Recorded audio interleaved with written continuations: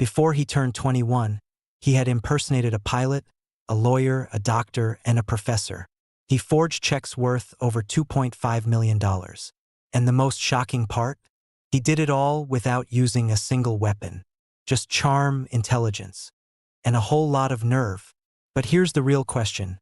How does a teenager fool the FBI, walk into hospitals pretending to be a doctor, and fly for free around the world without ever being caught?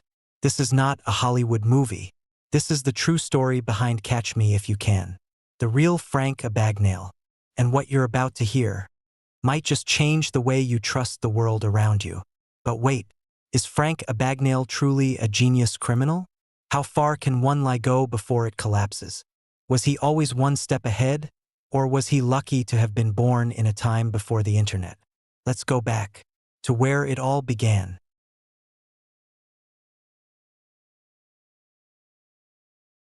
Frank William Abagnale Jr. was born in Bronxville, New York, in 1948. To most, he looked like a normal, curious kid. But behind his eyes was a hunger. A hunger for something more. Not money. Not fame. Control. After his parents divorced when he was 16, Frank ran away from home with just $200 in his pocket. He quickly realized something chilling. People trust authority.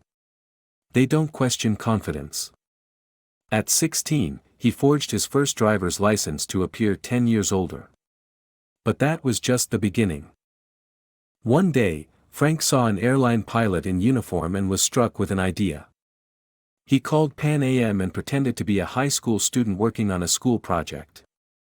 They were happy to help. They gave him information, uniform details, even sample IDs. Soon, Frank created a fake Pan Am pilot ID and a forged FAA license. Dressed in a crisp uniform, he walked into airports confidently, and began deadheading, flying for free in the jump seat of real cockpits. Over 250 flights. 26 countries. He never flew a plane himself. But no one ever asked him to. Why would they? He looked like a pilot. He acted like a pilot. And that was enough. Eventually, Frank laid low in Georgia. But his neighbors got suspicious. Who was this handsome, well-dressed young man? So, he told them he was a doctor. To protect the lie, he applied for a job at a local hospital. And got it. For 11 months, Frank worked nights supervising interns. Think about that. A teenager. Supervising real doctors. He never performed surgery. But imagine the risk. One mistake. And lives could have been lost. Frank would later admit he was terrified every single night. But the fear never stopped him. Frank's next stop.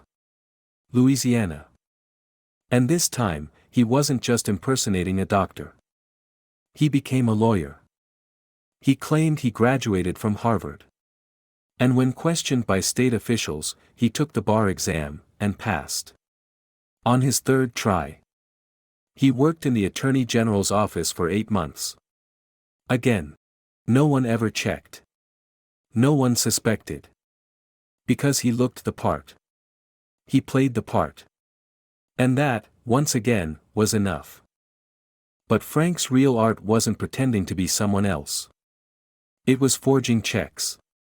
He studied bank routing numbers, watermarks, even paper types. He'd print fake checks and deposit them across the country. He created new identities, forged credentials, and opened dozens of accounts under aliases. He was making hundreds of thousands of dollars. And spending it like a prince.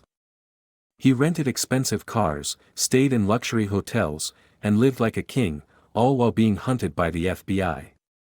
The FBI finally caught up with Frank in France.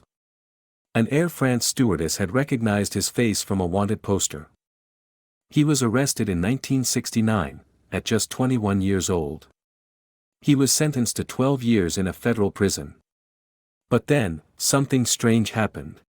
After just 5 years behind bars, the FBI made him an offer: help us catch other fraudsters. Frank agreed. He became a consultant for the very system that once hunted him. After his release, Frank built a new life. He founded a fraud consulting firm, worked with banks and law enforcement, and even inspired the 2002 Spielberg film Catch Me If You Can, starring Leonardo DiCaprio. He claimed to have pulled off all these scams. But in recent years, cracks began to show. Journalists began questioning his claims. Some former FBI agents called him a great exaggerator. Certain parts of his story, the law school job, the hospital internship, couldn't be fully verified. So, was he telling the truth all along? Or was the con still going? Frank Abagnale's story is thrilling. A cat-and-mouse game between a boy genius and the world's most powerful institutions. But beneath the drama lies something deeper. Why did we believe him? In the end, maybe the biggest con wasn't forged checks or fake IDs. Maybe it was us. Believing in the myth because we wanted it to be true. What do you think? Was Frank Abagnale a brilliant mastermind? Or just a clever storyteller? Drop your thoughts in the comments. And remember, not every truth is black and white. Sometimes, it's forged in the gray. Subscribe for more chilling true crime stories. Until next time, stay sharp. Stay skeptical.